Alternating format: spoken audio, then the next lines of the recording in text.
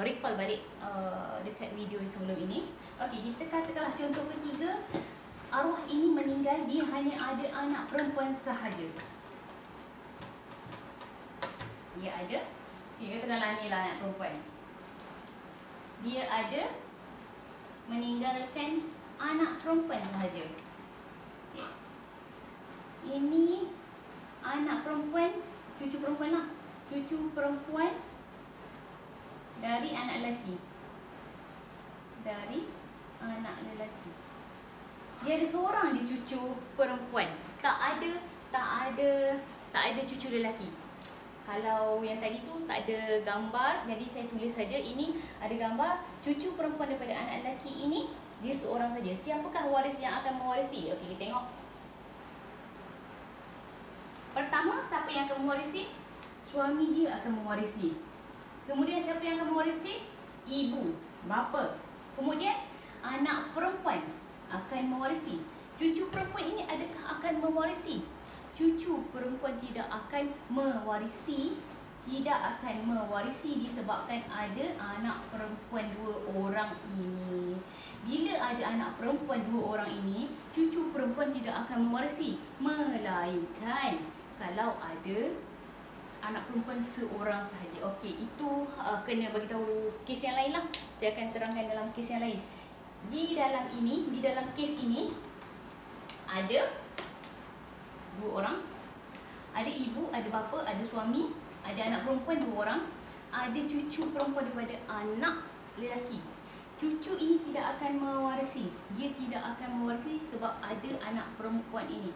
Anak perempuan ini telah menghabiskan bahagian keturunan perempuan sebanyak 2/3, maka 2/3 tidak lagi tersisa, tidak lagi tersimpan untuk cucu perempuan walaupun dia daripada anak lelaki yang telah meninggal dunia dahulu. Okey, saya akan buat berapakah bahagian masing-masing. Okey, suami akan dapat 1/4. Anak perempuan, dua-dua orang ini akan dapat 2/3. Ibu akan dapat 1/6. Bapa akan dapat 1/6. Sorry, ni cucu perempuan satu saja kan?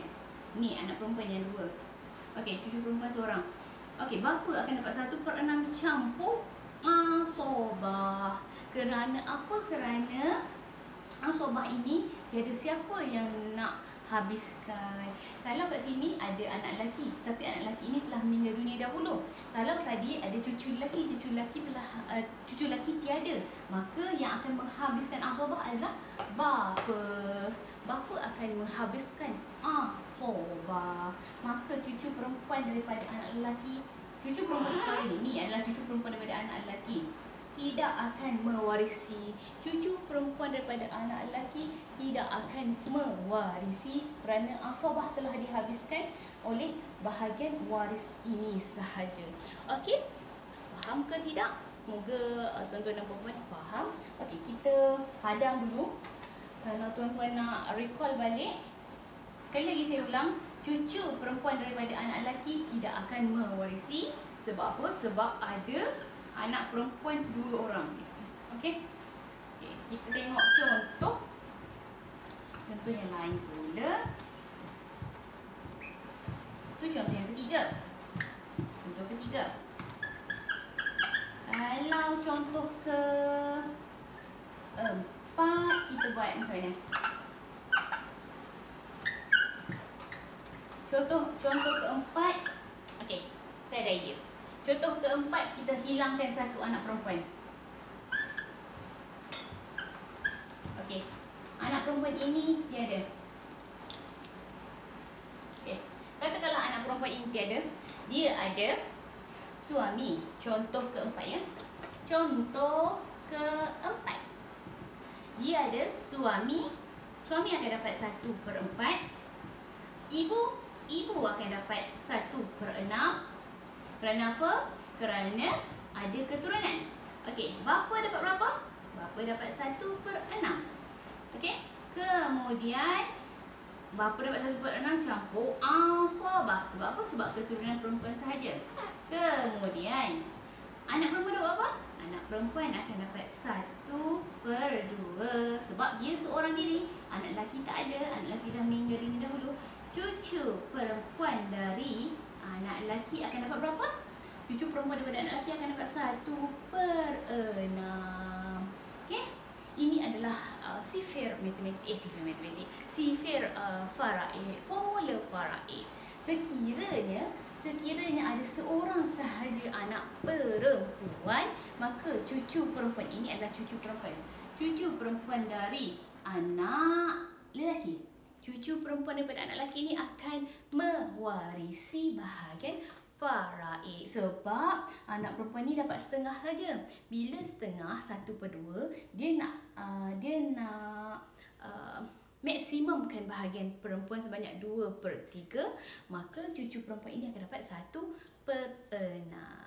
Okey, saya harap video ini memberi sedikit gambaran siapakah waris yang layak menerima bahagian faraid.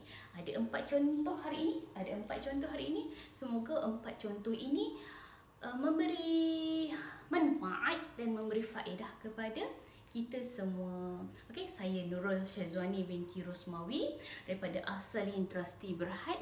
Sekiranya tuan-tuan dan puan-puan memerlukan penulisan wasiat, hibah, nak bagi hibah kepada anak ataupun cucu, kepada isteri, kepada suami, kepada anak angkat, kepada sesiapa sahaja yang tuan-tuan dan puan-puan hendaki, boleh hubungi saya. Juga sekiranya tuan-tuan dan puan-puan ingin mewakafkan sebahagian daripada harta yang tuan-tuan puan-puan ada, boleh juga hubungi saya. Saya bekerja di As-Salihin Trustee Berhad.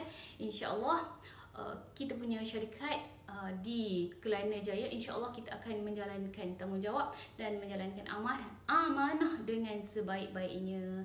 Boleh saja nak jumpa dekat HQ As-Salihin Trustee Berhad ataupun boleh hubungi saya di mana-mana sahaja tempat yang tuan-tuan dan